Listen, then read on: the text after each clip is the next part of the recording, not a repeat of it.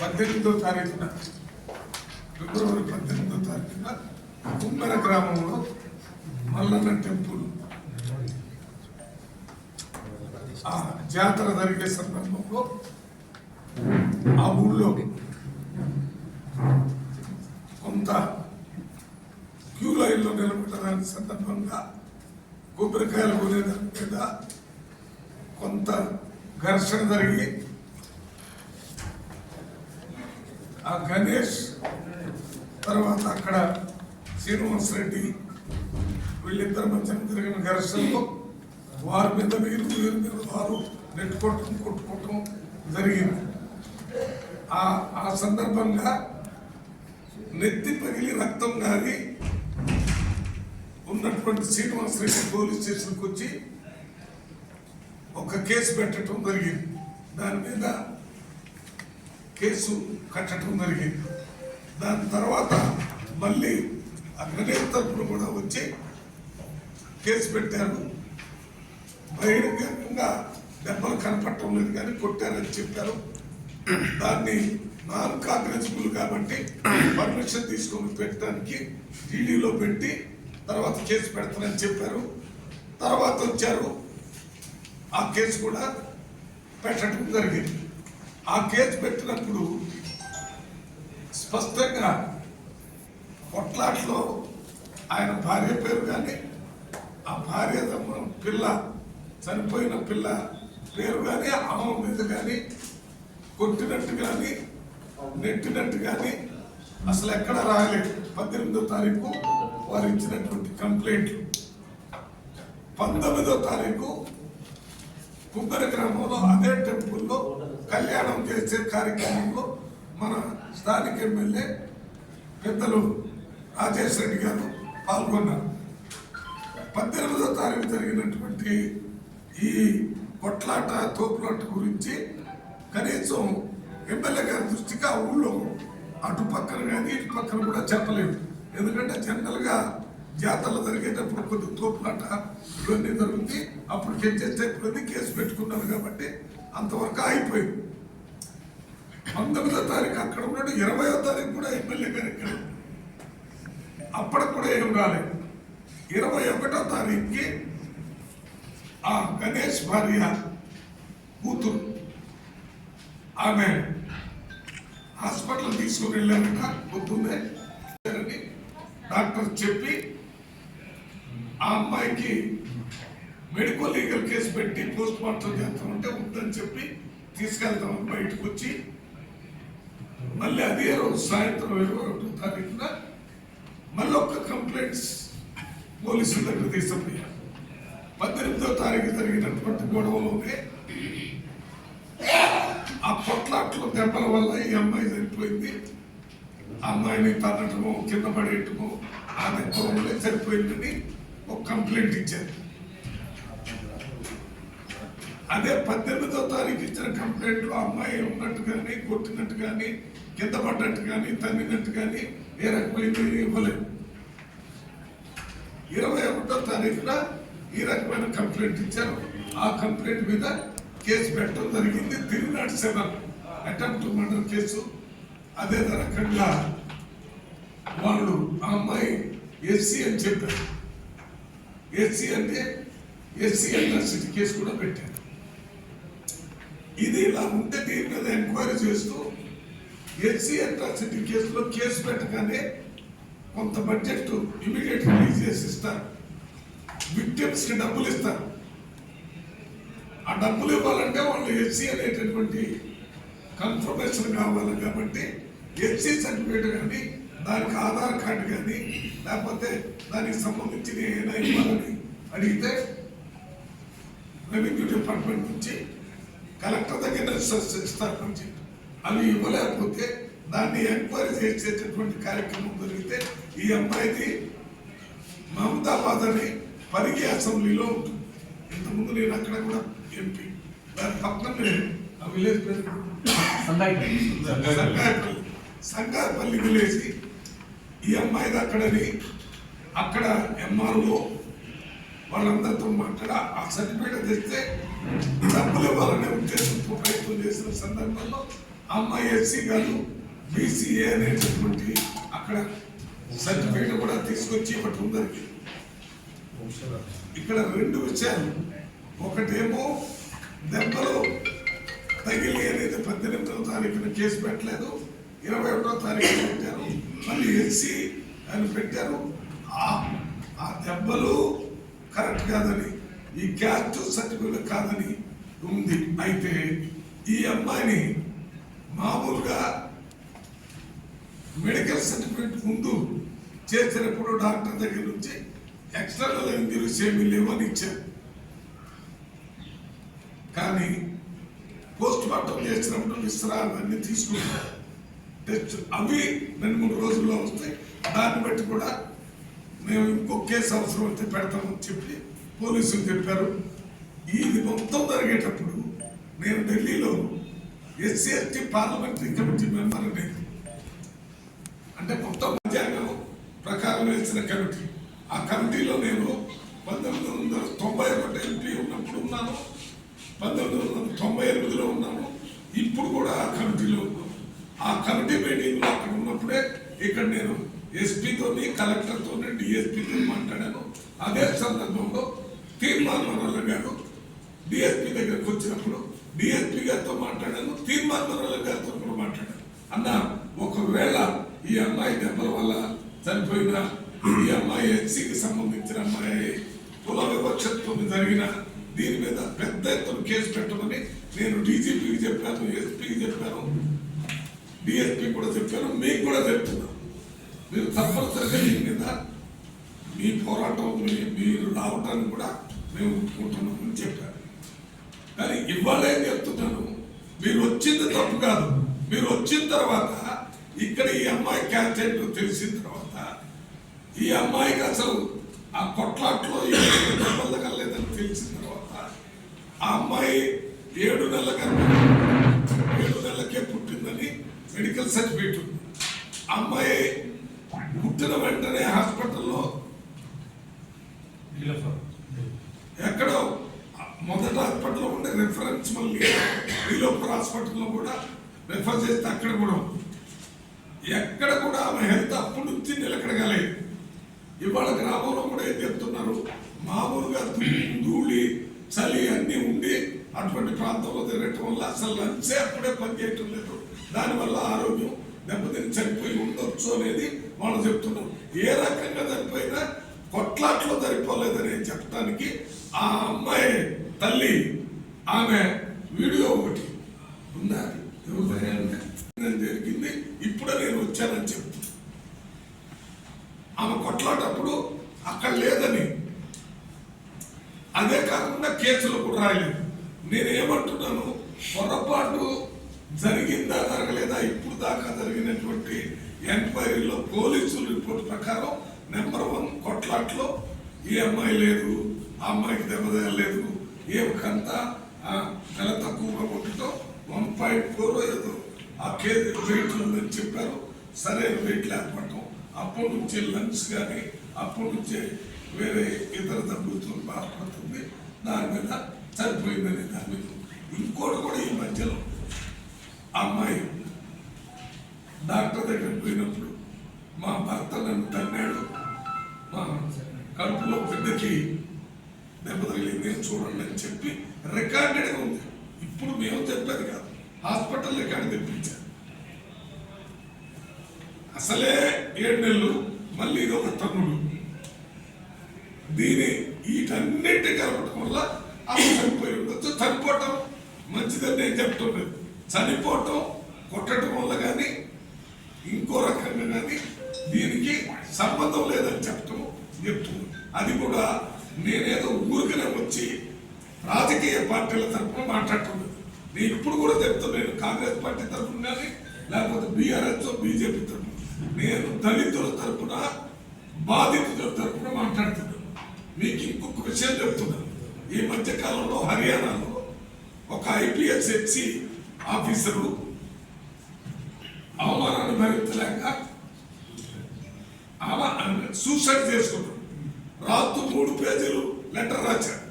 ఆ 3 పేజీల్లో DIG, SP, senior వాళ్ళంతా నన్ను అవమానపరిచారు, అతనికి ప్రెసిడెంట్ ఆఫ్ ఇండియా అవార్డు ఉంది షెడ్యూల్ కాస్ట్.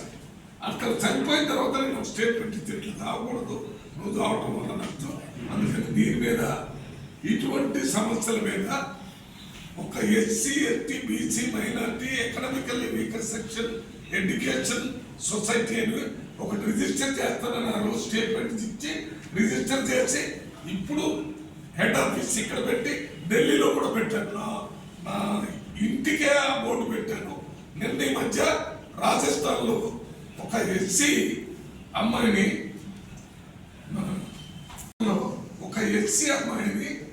పోస్టింగ్ చేశారు. పోస్టింగ్ చేస్తే 3 నెలల నుంచి ఆ ఊళ్ళో ఉన్న వాళ్ళంతా పిల్లల్ని ఆ ఎస్సీ అమ్మాయి అన్నం ఉంటుంది కాబట్టి మేము తినమని పోకుండా పోయాం. ప్రెగ్నెంట్ లేడీస్ అన్నం తింటానే పోకుండా పోయాం.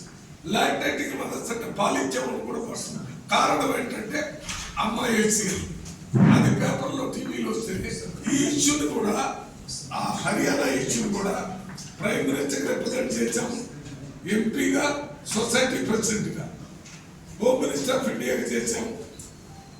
ఎస్సీ కమిషన్ ఢిల్లీలో ఉంటాడు మక్వానాడు, ఆయన పర్సనల్ కలిసి ఈ రెండింటి మీద రిప్రజెంట్ చేశాం. అంటే మేము వీళ్ళ జరిగే దాని మీద చాలా alert గా ఉండి పనిచేస్తుంది. It's not a matter of party, it A matter of social justice, inclusive growth. అందరం కలిసిమెలిసి ఉండాలని ఈ ఊళ్ళో ఒక్కడు కూడా చెప్తలేదు. ఒక్కడు కూడా ఈ కుమ్మరి గ్రామంలో కుల వివక్ష ఉందని ఎస్సీలు మాట్లాడారు. ఆడవాళ్ళు, మగవాళ్ళు, యువకులు చాలా స్పష్టంగా మాట్లాడారు. దానికి ఒక్క మాట చెప్పాలంటే గ్రామ ప్రజాకోట పెట్టినట్టుగా మేము 3 గంటలు ఓపెన్ టు ఆల్, ఒక్కళ్ళు ఇది కాదు అందరితో మాట్లాడించాం. ఎస్సీ మాదిగా, ఎస్సీ మాల, ఎస్సీ మహిళ, ఎస్సీలో ఆ ఊరోళ్ళు ఆడ ఊరుకు పోయాం. ఈ గణేష్ అనేటటువంటి వ్యక్తి రజిక, మా ఎమ్మెల్యే రజిక నుంచి MLA BC state Congress party chairman, ఎంతో పాటు ఇంకో ఆయన కేతు వెంకటేశ్వర రజిక, ఆయన కన్వీనర్, ఆయన కూడా వచ్చాడు. అందరం పోయాం. అతని ఇంటికి వెళ్ళాం. ఆ ఇల్లు ఇందిరమ్మ ఇల్లు బేస్ పూర్తయింది. మీరు చూసారో లేదు, మేము ఫోటోలు తీసుకొని వచ్చాం. అది నడుస్తుంది, బిల్లు కూడా వచ్చింది. ఇప్పుడు ఆ ఊరు సర్పంచ్ ఎవరైతే ఉన్నారో అని పేరు తుకారాం రెడ్డి గారి ఇంట్లో ఇతను ఉంచారు. ఇల్లు ఇరుంది, చిన్న గుడిసెలాగా ఉంటే ఆయన ఇంట్లో చాలా కాలం ఉన్నాడు. 1 year కాంగ్రెస్ పార్టీ. అంటే వీళ్ళంతా కలిసిమెలిసి ఉన్నట్టే కదా. అమ్మాయి పిచ్చకుంట్లు అంటే అది కూడా కొంత కమ్యూనిటీ వైజ్ మోస్ట్ బ్యాక్వర్డ్ కింద వస్తుంది. వాళ్ళని అక్కడ ఉంచుకున్నారు. వాళ్ళ ఇల్లు అది కట్టుకోవడానికి కాంగ్రెస్ ప్రభుత్వం మా ఎమ్మెల్యే గారు ఇచ్చిన ఇందిరమ్మ ఇల్లుతోనే నడుస్తుంది. ఇవన్నీ కాకుండా బెనిఫిట్ ఆఫ్ డౌట్ అని ఉంటుంది. అంటే అనుమానం ఏదైనా వచ్చినప్పుడు బలహీనుడికే ఉపయోగపడాలా. Benefit of doubt must be useful to the weaker perception. వీళ్ళంతా ఇటువంటి కంప్లైంట్ చేస్తున్నారు కాబట్టి కలెక్టర్ గారు ఈ కుటుంబం ఆ ఊరు నుంచి ఇక్కడికి వచ్చింది, ఇప్పుడు బ్రతుకు తెరువు కష్టంగా ఉంటుందని ₹1,00,000 శాంక్షన్ చేసి ₹1,00,000 మన ప్రభుత్వం ఇచ్చింది. ఒక ఇల్లు ఇక్కడ టెంపరీగా ఉండటానికి కూడా ఇస్తారని చెప్పారు. అక్కడ ఉన్న ఇందిరమ్మ ఇల్లు కాకుండా ఒక ఇల్లు ₹1,00,000, ఒక ఉద్యోగం. ఇవన్నీ ఈ ప్రభుత్వం రేవంత్ రెడ్డి బలహీన వర్గాల తరఫున పనిచేసే ప్రభుత్వాన్ని రిఫ్లెక్ట్ చేస్తున్నాయి. ఇక్కడ నేను కానీ, మన రాజేష్ రెడ్డి కానీ, దామోదర్ రెడ్డి గారు కానీ, వంశీ కానీ, మేమందరం కూడా రేవంత్ రెడ్డి నాయకత్వంలో బలహీన వర్గాలకి, ముఖ్యంగా దళితులకి, గిరిజనులకి హాస్టల్ చార్జెస్ కానీ 100 ఇంటిగ్రేటెడ్ రెసిడెన్షియల్ స్కూల్స్ పెట్టారు. నిన్న మొన్న 100 తెలంగాణ పబ్లిక్ స్కూల్స్. ఇవన్నీ బలహీన వర్గాల పిల్లల కోసం ఈ ప్రభుత్వం చేస్తుంది. అయితే వీటన్నిటి దీని ప్రభావం తగ్గించి ఈ ప్రభుత్వం మీద బురద చల్లి ఈ పార్టీ మీద బురద చల్లాలనేటటువంటి విషయాల్లో ఐఎమ్ నాట్ బ్లేమింగ్ బేసికల్లీ విశారదాన్ని తప్పు పట్టడం లేదు నేను. తర్వాత తీర్మానాలను పట్టడం లేదు. కేటీఆర్ని కానీ రామచంద్రరావుని కానీ కృష్ణయ్యతో పట్ట. నేను పట్టేది ఏంటంటే ఈ గ్రామంలోనే కొంతమంది ఇప్పుడు తప్పనిసరి పరిస్థితుల్లో వేరే పార్టీ పేర్లు తీసుకోవాల్సి వస్తుంది. ముఖ్యంగా మాజీ సర్పంచ్గా ఉన్నటువంటి వ్యక్తి మీద ఇదే దేవాలయానికి డబ్బులు వసూలు తెచ్చి వాడుకున్నాడని కేసు పెడితే యాంటిసిపేటరీ బెయిల్ మీద ఉన్నాడు. అదే మాజీ సర్పంచ్ ఈ ఎక్కడో ఒక గ్రామంలో వనపట్ల అనే గ్రామంలో మన కురవాళ్ళ దగ్గర భూమి కొని వాళ్ళకి డబ్బులు ఇవ్వలేదని కేసు పెడితే జైలు పోయాడు. 4 రోజులు జైలు పోయి దాని మీద కూడా బెయిల్ మీద ఉన్నాడు. ఆ వ్యక్తులు వీళ్ళని పిలిపించి 21 ఉదయం వరకు ఏమీ కేసు పెట్టినటువంటి వాళ్ళు, ఎమ్మెల్సీ మెడికల్ లీగల్ కేసు కూడా వద్దన్నటువంటి వాళ్ళు, పోస్ట్ మార్టం కూడా వద్దన్నటువంటి వాళ్ళు పిలిచి మీ అమ్మాయిని వాళ్ళు కొడితేనే చచ్చిపోయిందని పెడితే మీకు పెద్ద ఎత్తున ప్రభుత్వం దగ్గర నుంచి డబ్బులు ఇప్పిస్తామని చెప్పటం వల్ల ఊరు వాళ్ళు చెప్తున్నారు అతనే వాళ్ళతో చెప్పారని. ఆయన స్థానిక మాజీ ఎమ్మెల్యేకి చెప్పి, ఆయన ద్వారా విశారదనికి చెప్పి, ఆయన ద్వారా పిమ్మన్మోహన్కి చెప్పి, ఆయన ద్వారా కేటీఆర్కి చెప్పి, ఆయన ద్వారా మన రామచంద్రరావుకి, తర్వాత వేరే వాళ్ళకి చెప్పి ఇక్కడికి వచ్చారు. ఏదో జరిగింది, న్యాయం చేయాలనే ఉద్దేశంతో వస్తే వారికి నేను వెల్కమ్, మేము కూడా పోతాం, చూస్తాం. ఒకవేళ నిజం ఉంటే సపోర్ట్, నిజం కాకపోతే వదిలిపెడతాం. ఆ కేసు ఇవాళ కూడా విశారదన్ గారు, తర్వాత ఈశ్వరయ్య గారు, కృష్ణయ్య గారు, ఆర్ కృష్ణయ్య గారు వీళ్ళందరూ డీజీపీ దగ్గర పోయారు. డీజీపీ గారు వాస్తవం చెప్పారు, అమ్మాయి ఇది క్యాస్ట్ సమితిది, అమ్మాయి 18వ తారీఖు కేసులో ఏమి లేదు, 21వ తారీఖు ఉన్నారు. ఏదైనా పబ్లిక్ అనుమానం రాకుండా ఉంటుందని కేసులు మేము అటెంప్ట్ మర్డర్ లాగా 307 పెట్టాము, ఎస్సీ ఎస్టీ కేసు పెట్టాము. ఇంకా ఆ రిపోర్ట్ వస్తే అది కూడా పెడతాము. అంతే తప్ప ఇప్పుడు దీని మీద వాస్తవాలు ఏ రకంగా ఉన్నాయి వాళ్ళకి ఎక్కువ. ఇప్పుడు మీ ద్వారా నేను విశారదన్కి, తీర్మానమల్లకి, కేటీఆర్కి, రామచంద్రరావుకి, ఆర్ కృష్ణయ్యకి విజ్ఞప్తి ఏంటంటే వాస్తవాలు తెలుసుకోండి, వాస్తవాల మీద మీరు పోరాటం చేయండి. నేను పార్టీనైనా వదిలిపెట్టి మీతో పాటు పోరాటం చేస్తాను. వాస్తవంగా దళితులకు వ్యతిరేకమైతే నాకు దళితుల మీద, నేను విద్యార్థి దశ నుంచి SC ST social welfare hostel state president నేను. అప్పుడు నుంచి హాస్టల్ పెట్టాలని, ఛార్జీలు పెంచాలని, కొత్త సీట్లు పెట్టాలని ఎక్కడైనా జరిగితే ఇప్పుడు జరిగేదాన్ని కూడా నేను మా ఇంటి దగ్గర పోయి చూడండి, మా గేట్ దగ్గర పెద్ద ఫ్లెక్స్ పెట్టాను ఢిల్లీలో. 3 గంటల దాకా టైం తీసుకుంటున్నాను. 3 గంటలకు ప్రెస్ మీట్ పెడతాను. 3 గంటల కంటే ముందు విశారదన్ గారికి, తర్వాత తీర్మానమల్లానికి, కేటీఆర్ వాళ్ళకి వీళ్ళు నాకు దొరికేటట్టు ఉంటే చెప్తాను, ఫోన్ చేసి మాట్లాడ. ఈ విషయం మీద ఒక అవగాహన రండి. ప్రభుత్వం రాజకీయాలతో పెట్టి ఈ కుల వివక్ష చేయటం వల్ల తెలంగాణ రాష్ట్రానికి చెడ్డ పేరు తీసుకున్నాకండి. తెలంగాణ రాష్ట్రంలో మీరు కూడా భాగస్వామి. ప్రభుత్వం ఎంత, ప్రతిపక్షం కూడా అంతే. ప్రతిపక్షం లేకుండా ప్రభుత్వం లేదు, ప్రభుత్వం ప్రతిపక్షం లేకుండా లేదు. అందువల్ల తెలంగాణకి చెడ్డ పేరు వస్తే మీకు వచ్చినట్టు మాకు కూడా వచ్చినట్టు. నిజంగా అన్యాయం జరిగితే దాని మీద మనం తీవ్రంగా అందరం కలిసి పోరాటం చేయాలి. నేను, రాజేష్ రెడ్డి గారు, వంశీకృష్ణ గారు, శంకర్ గారు, దామోదర్ రెడ్డి గారు అందరం కూడా ఈ విషయాన్ని ముఖ్యమంత్రి గారి దృష్టికి కూడా తీసుకొని పోతాం. ఎందుకు తీసుకొని పోతాం? ఇంకొక విషయం చెప్పాలి. ఇటువంటి ఇన్సిడెంట్లు జరిగినప్పుడు గత 10 సంవత్సరాల్లో ఉన్న ప్రభుత్వం ఆ ఇన్సిడెంట్ దగ్గర బయలుదేరతామంటే మమ్మల్ని ఇంటి దగ్గర అరెస్ట్ చేశారు. మీరు పోలీసు రాజ్యం నడిపించారు, మేము పోలీసులతో అరెస్ట్ చేసేటటువంటి ఆలోచన చేయలేదు. విశారదన్ గారు వచ్చారు, ఇక్కడ ధర్నా చేస్తే చేసుకోవాలని చెప్పాము. స్టేట్మెంట్ ప్రెస్ మీట్ అంటే చెప్పాము. దాని తర్వాత తీర్మానం వస్తే ఆయన ఫ్రీగా వచ్చాడు, మాట్లాడేటట్టు చేశాము. తర్వాత కేటీఆర్ గారు వచ్చారు, వారు వచ్చినట్టు మాట్లాడేటట్టు చేశాము. రామచంద్ర వస్తే చేశాము, ఆర్ కృష్ణ వస్తే ఎవరు వచ్చినా ఇది ప్రజాప్రభుత్వం, మేము జవాబుదారీగా ఉండాలని రేవంత్ రెడ్డి ప్రభుత్వం ఏంటో చూపించాం. మీ ప్రభుత్వంలో మీటింగ్ పెడతారంటే ఆయన పేరండి అర్ధరాత్రి 3 గంటలకి కోదండరామ్ గారిని తలుపులు పాల్గొట్టి కిటికీ ద్వారా గుంజి అరెస్ట్ చేశారు. మాకు ఎన్నోసార్లు హౌస్ అరెస్ట్ చేశారు, ఇంట్లోనే అరెస్ట్ చేశారు. నేను రేవంత్ రెడ్డి గారు ఇక్కడ కలవకుర్తి దగ్గర ఒక ఇది ఇంజన్ ఫెయిల్ అయిపోయిందంటే చూడటానికి ఎక్కడ ఈ అచ్చపేటలో ఎక్కడైనా ఉప్పురంతల దగ్గర చేసి ఇక్కడ నుంచి ఇక్కడ ఇంటికి పంపించారు. మేము దాచేది ఏమీ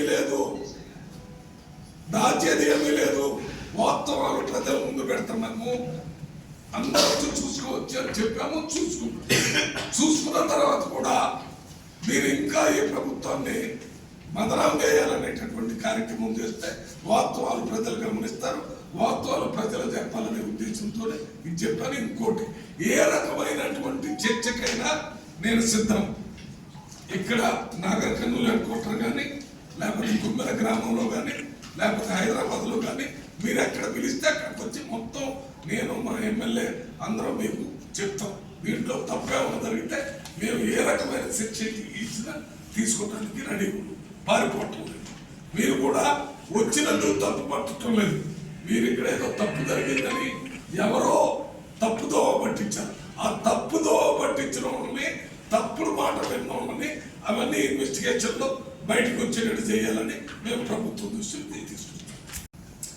దాని మీద ఎవరు ఇన్వెస్టిగేషన్ చేసిన వాళ్ళు కూడా గుర్తించారు.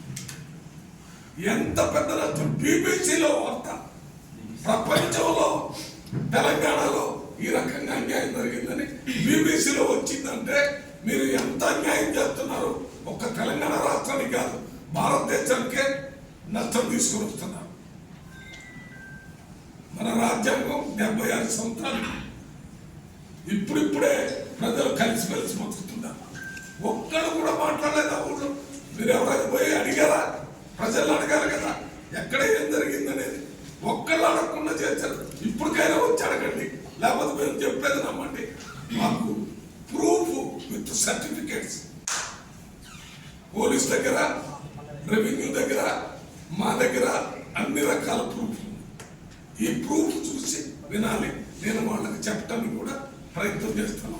మీరు కూడా మీడియా సోదరులకి తల వంచి నేను నమస్కారం చేస్తున్నాను. మేము ఇక్కడ ఏదో రాజకీయ లబ్ధి కోసం ఇప్పుడు ఎన్నికలు కూడా లేవు. మేము ఎందుకు ఏడుస్తున్నామంటే రాష్ట్రానికి చెడ్డ పేరు వస్తుంది, ప్రభుత్వాన్ని అనవసరంగా బదనాం చేసే పని చేస్తున్నారు. మీడియా సోదరులుగా మీరు కూడా మన ప్రాంతాన్ని ఇప్పుడు కుమ్మర వాళ్ళు మా ఊరికి చాలా చెడ్డ పేరు వచ్చిందనమాట. మా ఎమ్మెల్యే గారు నాగర్ కర్నూలు, ఈ ఎంపీగా నేను పార్లమెంట్ మొత్తానికి, ఇక మొత్తాన్ని చూస్తే మేమంతా కాంగ్రెస్ ప్రభుత్వంలో ఉన్నాం కాబట్టి రాష్ట్రం తెలంగాణ గురించి మీ అందరికీ నా రిక్వెస్ట్ ఏంటంటే దయచేసి వాస్తవాలను మీడియా ద్వారా, ఎలక్ట్రానిక్ మీడియా, ప్రింట్ మీడియా పెద్ద ఎత్తున తెలిసేటట్టు చేయండి. చెప్పిన తర్వాత వారి విద్యతకు వదిలిపెడతాం.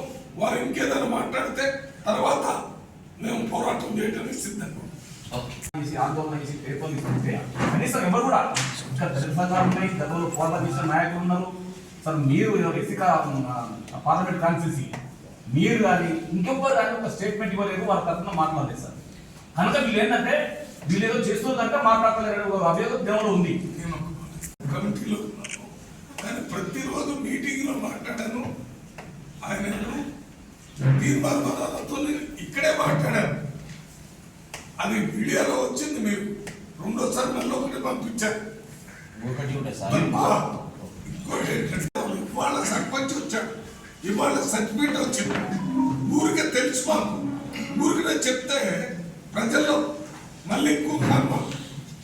ఇప్పుడు ఆ ఊరు సర్పంచ్ వచ్చాడు, ఇప్పుడు ఆ ఊళ్ళో మాట్లాడాడు. ఆయన కాకుండా రెవెన్యూ సర్టిఫికేట్ వచ్చింది. మరి వాస్తవంగా అందుకని వాళ్ళు ఏమడిగినా పోలీసులు కూడా రెచ్చిపోయి వాళ్ళకు వ్యతిరేకంగా లాఠీ చార్జీలు కానీ మాట్లాడుతున్నాను ఏం చేయలేదు కదా. కేసు ఇదేంటి 307 కేసు పెట్టాలంటే పెడుతున్నాం కానీ వాస్తవం తెలుసుకుంటాం. ఇక్కడ జరిగింది ఏంటంటే సార్ 8 మంది మీద కేసు చేశాను, 3 అరెస్ట్ చేసింది, ఇంకా 5 మందిని అరెస్ట్ చేసింది. మొత్తాన్ని అరెస్ట్ చేసింది ఇంత తీవ్రత లేదనేది చర్చ జరుగుతుంది. ఒక విషయం మీరు కూడా మనం పోలీసులు కూడా ఎంతవరకు చేయాలా ఎంత చేశారని చూడు. నేను మొన్న ఒక కేసు విషయం మాట్లాడాను, వాళ్ళు 2 ముగ్గురు దొరికారు, తగ్గిన స్పెషల్ టీములు పెట్టారన్నారు. ఈ లోపల వాళ్ళు కోర్టుకు పోయి యాంటిసిపేటరీ బిల్లు తెచ్చుకున్నారు. ఎవరు